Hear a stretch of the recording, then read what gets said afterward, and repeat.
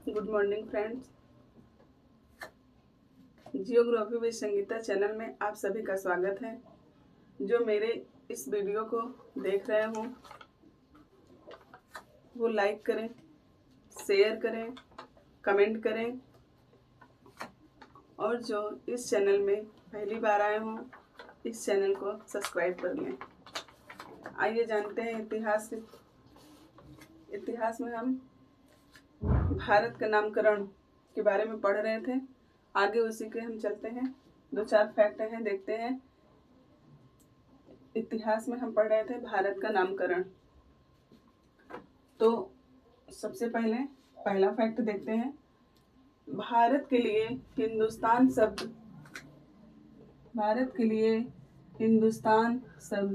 शब्दावली का प्रयोग। भारत में हिंदुस्तान शब्दावली का प्रयोग किसके द्वारा? फारसियों द्वारा प्रारंभ किया गया था। तो भारत का नामकरण में हम पढ़ रहे हैं, भारत के लिए सबसे पहले हिंदुस्तान शब्द का प्रयोग किसने किया था? फारसियों ने किया था। सर्वप्रथम फारसी ईरानी सिंधु नदी के आसपास के क्षेत्र जो है निवासियों को, जो सिंधु नदी जो सिंधु नदी के आसपास के जो निवासी थे उन्हीं निवासियों को हिंदू कहकर संबोधित किया गया था। क्या कहकर संबोधित किया गया था दोस्तों? यहाँ पर हिंदू कहकर सब हिंदू शब्द कहकर संबोधित किया गया था। और किसने किया था? सिंधु नदी के निवासियों ने सबसे पहले हिंदू शब्द कहकर संबोधित किया था। ठीक। आगे चलकर ईरानी शासक द्वारा दारा प्रथम, कौन ईरानी शासक था? एक दारा प्रथम के नक्श-ए-रुस्तम अभिलेख है इनका। दारा प्रथम का नक्श-ए-रुस्तम अभिलेख है। तो नक्श-ए-रुस्तम अभिलेख में सबसे पहले हिंदुस्तान शब्द का प्रयोग सिंधु घाटी के निवासियों ने किया था। कहाँ के लोगों ने किया था? तो सिंधु घाटी के निवासियों ने किया था। तो पहले से फिर देखते हैं दोस्तों। भारत के लिए हिंदुस्तान शब्द का प्रयोग सबसे पहले फारसियों ने किया था। इसके बाद सर्वप्रथम ईरानियों ने या फारसी हिंदू नदी के आसपास के निवासी जो सिंधु नदी के आसपास के जो निवासी थे वो उन निवासियों ने सबसे पहले हिंदू कहकर संबोधित किया था। क्या कहकर दोस्तों? हिंदू कहकर सब भारत को संबोधित किया था। आगे चलकर जो है फिर बाद में दारा प्रथम के नक्श-ए-रुस्तम के अभिलेख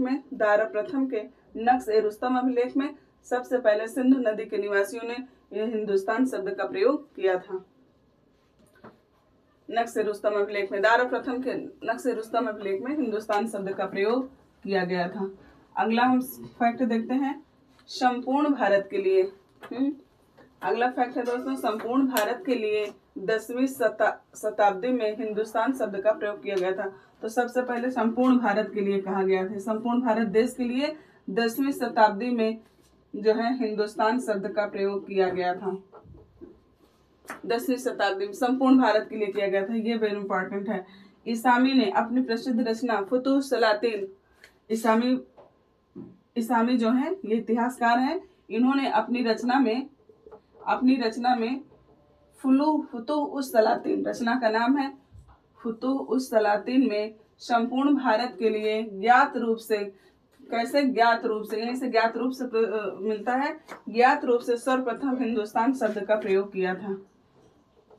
इनके भी फुतुह-उस-सलातीन रचना है, उसमें हिंदुस्तान शब्द का प्रयोग मिला था ज्ञात रूप से।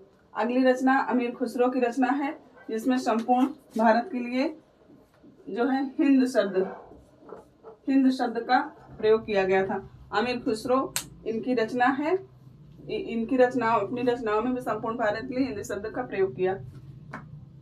अगला फैक्ट है चीनी लेखकों में भारत का नामकरण सिंधु नदी के आधार पर किया गया था। तो चीनी लेखक हैं, इन लेखकों ने नामकरण जब भारत का किया तो ये सिंधु नदी के आधार पर ही करने का प्रयास किया था। तिन-ए-चू सेन-तू, ये ह्वेन-सांग के पहले नामकरण हुआ था भारत का, यानी तिन-एन-चू और सेन-तू ये ह्वेन-सांग से पहले भारत का नाम हुआ था। और बाद में जो है इंतु जो है भारत में इंतु जो है ये नाम किसके द्वारा दिया गया था? विन्सांग के द्वारा दिया गया था। यह विन्सांग ने इसका प्रयोग सबसे पहले किया था। इंतु का प्रयोग हिंदुस्तान वो विन्सांग ने किया था और उसके पहले तीनेचु और सेंतु ये नाम से भारत को संबोधित कर। मनुस्मृति में भी कुछ है, मनुस्मृति में भी उल्लेख है। ब्रह्मावर्त, ऋग्वेद, ब्रह्मावर्त किसको कहते थे? ब्रह्मावर्त क्षेत्र कहा जाता था। ऋग्वेद में ऋग्वेदिक कार्यों का विस्तार यहाँ पर था, तो जहाँ पर था वहाँ पर जो है ब्रह्मवर्त कहा जाता था। जहाँ उत्तर वैदिक कार्यों का विस्तार था वहाँ ब्रह्मर्षि कहा जाता था। उत्तर वैदिक कार्यों का विस्तार था यहाँ पे आर्यवर्त जिन क्षेत्र को कहते थे। 16 महान जनपद का क्षेत्र जो था वो आर्यवर्त कहलाता था। दक्षिण पर यह हर्षण की प्रयाग प्रशस्ति है में उल्लेख मिलता है। दक्षिणापथ का उल्लेख कहाँ मिलता है? वो दक्षिणापथ क्या कहलाता था? ये इसका उल्लेख प्रयाग प्रशस्ति मिलता है। और द्रविड़ क्षेत्र कृष्णा, तुंगभद्रा, कावेरी नदियों से दक्षिण में रामेश्वर के भूभाग तक के भाग को द्रविड़ क्षेत्र कहा जाता था। ठीक, आगे पढ़ते हैं दोस्तों, आगे पढ़ते हैं इतिहास जानने के स्रोत। तो स्रोत की चर्चा करेंगे। पहले तो हम इतिहास जानेंगे कि इतिहास की जानकारी हमें कहाँ कहाँ से मिली है। इतिहास की जानकारी हमें कहाँ कहाँ से, किन ग्रंथों से, किन अभिलेखों से, कहाँ कहाँ से साक्ष्य उपलब्ध हुए हैं। सबसे पहले इतिहास जानने के स्रोत की चर्चा करते हैं। तो इनके 3 स्रोत हैं। पहला है पुरातात्विक स्रोत, दूसरा है साहित्यिक स्रोत और चौथा है विदेशी यात्रियों का विवरण। तो 3 ही होते हैं, 3 स्रोत ही मुख्यतः हैं, जो पुरातात्विक है, साहित्यिक और विदेशी यात्रियों का वर्णन। ये विदेशी यात्रियों का विवरण जो है उन्हीं से हमें इतिहास जानने के स्रोत मिलते हैं। पहला पुरातात्विक स्रोत में देख लेते हैं क्या होता है।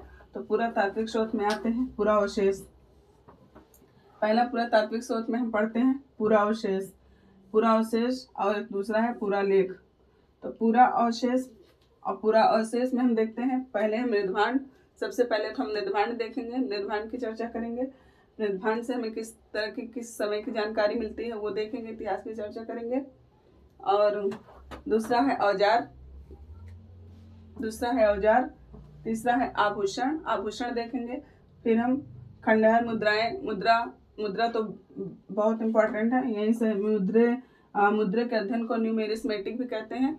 और यहाँ से तो बहुत अच्छे साक्ष्य मिले हैं मुद्राओं से। अगला पूरा लेख की चर्चा करते हैं। तो पूरा लेख में शिलालेख होगा, स्तंभ लेख होगा, ताम्र लेख होंगे और गुहा लेख होंगे, मूर्ति लेख होंगे।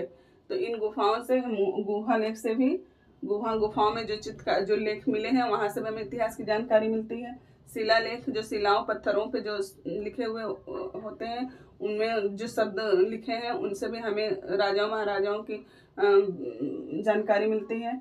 स्तंभ लेख हैं, छोटे छोटे स्तंभ लेख हैं। ताम्रपत्रों में भी हमें जो है राजाओं की कीर्तियों का वर्णन किसी किसी ताम्रपत्रों में मिलता है, तो वहाँ से भी हमें जानकारियों इतिहास जानने के स्रोत हैं। और गुफाओं में भी जो लेख मिले हैं वहाँ से भी हमें इतिहास जानने के साक्ष्य मिलते हैं। अब हम अगला देखते हैं साहित्यिक स्रोत। तो ये हम इतिहास जानने के स्रोत का वर्गीकरण किए हैं। वहाँ अगला हम देखते हैं इतिहास जानने के स्रोत, जिसमें पहला है धार्मिक और दूसरा है धर्मेतर। तो पहला है धार्मिक स्रोत। धार्मिक स्रोत में ब्राह्मण धर्म से संबंधित जो साक्ष्य है, जो इतिहास है, वहाँ कहाँ की जानकारी मिलती है वो हमें मिलती है वेद से, पुराण से, उपनिषद से, वेदांग से, स्मृतियों से और रामायण तथा महाभारत से।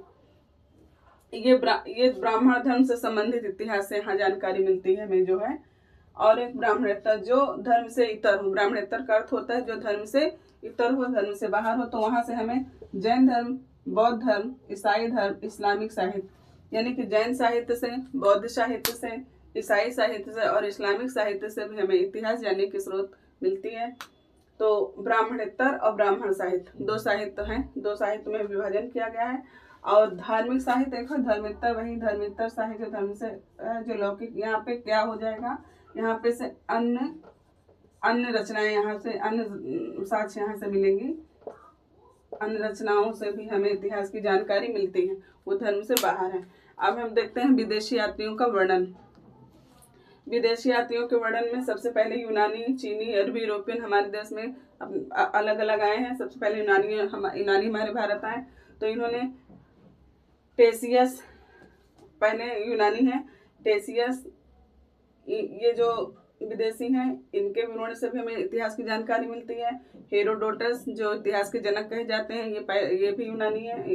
इनके भी रचनाओं से और इनके विवरण से जो उन्होंने भारत का पूरा विवरण दिया है, इनके भी विवरण से इतिहास की जानकारी मिलती है। स्काइलैक्स हैं, निरियार्कस हैं जो सिकंदर के समय भारत आए थे, निरियार्कस और ये और स्काइलैक्स, आनिसिक्रिटिस और अरिस्टोबुलस, ये दोनों विदेशी यात्री। ये मेगास्थनीज, डायनोसियस, डायमेकस, टालमी, प्लिनी, स्ट्रैबो, ये सभी जो है जितने हैं ये सब यूनानी लेखक हैं जो हमारे भारत आए और भारत का विवरण दिए, इससे भी इतिहास की जानकारी मिलती है। अगला है चीनी। चीनी में फायान, फिर है सबसे पहले फिर फायान आया था, फिर सुंगयुन, फेनसांग, इत्सिंग, मातविलिन और चाओजुक हुआ। इनके विवरणों से ये समय समय पर भारत आए और भारत देखे जैसा लिखे अपने रचनाओं में भारत के विवरण दिए, इनके विवरणों से भी इतिहास की जानकारी मिलती है। अगला अरबी यात्री है। अरबियों में अलबिलादुरी आए थे, सुलेमान आए थे, इब्न बतूता आए थे और जो है अलमशूदी, ये जितने लोग आए थे ये अलमशूदी हैं, अलबिलादुरी हैं, अलबिलादुरी है, ये अलबिलादुरी, सुलेमान जो है, अलमसूदी, इब्न बतूता, ये भी जो है अरबी यात्री का विवरण यहाँ से मिलता है। इनके विवरण से भी इतिहास जानने के स्रोत मिलते हैं। तो अब ये इतिहास का हम वर्गीकरण, इतिहास जानने के स्रोत हम कर लिए। एक बार फिर से देख लेते हैं सर जल्दी से। 3 स्रोत इसके मुख्य हैं जो कि पुरातात्विक स्रोत हैं, साहित्यिक स्रोत हैं, विदेशी यात्रियों का विवरण है, जिसमें हम अलग अलग देखे हैं। पुरातात्विक स्रोत में जो है पुरावशेष, पुरालेख है। पुरावशेष में ब्रह्मांड, औजार, मुद्राएं और आभूषण आदि है। पुरावशेष में शिलालेख, स्तंभलेख, ताम्रलेख, गुहालेख, इन सभी से इतिहास जानने के स्रोत हैं। अगला है धार्मिक और धर्मेत्तर साहित्य। धार्मिक साहित्य मतलब धर्म से, ब्राह्मण से संबंधित इतिहास, और धर्मेत्तर साहित्य मतलब है जो धर्म से इतर और धर्म से बाहर हो। वेद, पुराण, उपनिषद, वेदांग और रामायण, स्मृतियां, यहाँ सबसे जो ये सब भी जो है धार्मिक साहित्य है। और धर्मेत्तर साहित्य में जो है कुछ अन्य रचनाएं हैं।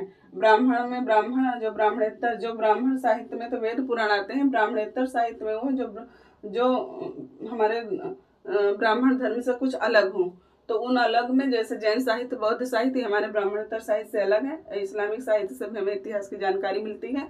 तो यहाँ से भी देखते हैं यूनानी विदेशी यात्रियों के विवरण में चीनी यात्री, यूनानी यात्री, अरबी यात्री, यूरोपियन यात्रियों के विवरण से भी हमें इतिहास की जानकारी मिलती है। ये छोटा वर्गीकरण किए हैं इतिहास जानने के स्रोत। अब हम इसको डिटेल से पढ़ेंगे। सबसे पहले हम पढ़ेंगे पुरातात्विक स्रोत। पुरातात्विक स्रोत में जो दिया गया है इनको अलग अलग हम डिटेल से पढ़ेंगे और कहाँ से क्या साक्ष्य मिला है वो हम आगे देखते हैं। आगे इतिहास जानने के स्रोत में पुरातत्व, इतिहास जानने के स्रोत में पहला हम पढ़ देंगे पुरातात्विक स्रोत पढ़ते हैं। तो पुरातात्विक सबसे पहले हम जानेंगे पुरातत्व। पुरातत्व क्या होता है? पुरातत्व का तो शाब्दिक अर्थ हम देखते हैं सबसे पहले। तो पुरातत्व का शाब्दिक अर्थ होता है पूरा मतलब होता है प्राचीन। पूरा का तात्पर्य होता है प्राचीन। और तात्विक वस्तुएं, तात्विक अर्थ होता है वस्तुएं, यानी प्राचीन वस्तुओं की खोज। ठीक, तो ये पूरा तात्विक का शाब्दिक अर्थ हो गया। पृथ्वी के आंचल में छिपी हुई पृथ्वी के आंचल में छिपी हुई मानव द्वारा प्रयोग में लाई गई प्राचीन भौतिक वस्तुओं को, किसको? प्राचीन भौतिक वस्तुओं को। कहाँ छिपी हुई? पृथ्वी के आंचल में, जमीन में आंचल में छिपी हुई, मानव द्वारा प्रयोग की गई, मानव द्वारा प्रयोग में लाई गई प्राचीन भौतिक वस्तुओं से प्राप्त होने वाले ज्ञान को, इससे जो प्राप्त साक्ष्य है, इससे होने वाले ज्ञान को हम पुरातत्व कहते हैं। क्या कहते हैं? पुरातत्व कहते हैं। पुरातत्व को अंग्रेजी भाषा में क्या कहते हैं? आर्कियोलॉजी। पुरातत्व को अंग्रेजी भाषा में आर्कियोलॉजी कहते हैं तथा यूनानी भाषा में इसे आर्कियोज और लोगस के नाम से जानते हैं। ठीक, पुरातत्व और मानव जीवन की जानकारी का सबसे पहले महत्वपूर्ण साधन जो है पुरातत्व ही माना जाता है। मानव जीवन के जीवन में जो सबसे महत्वपूर्ण साधन है इतिहास जानने का, वो सबसे पहले पुरातत्व ही माना जाता है। आगे हम देखते हैं, इसके आगे हम पढ़ेंगे, इसका डिटेल हम कल देखते हैं। यही अपनी वीडियो को हम समाप्त करते हैं। ठीक, धन्यवाद।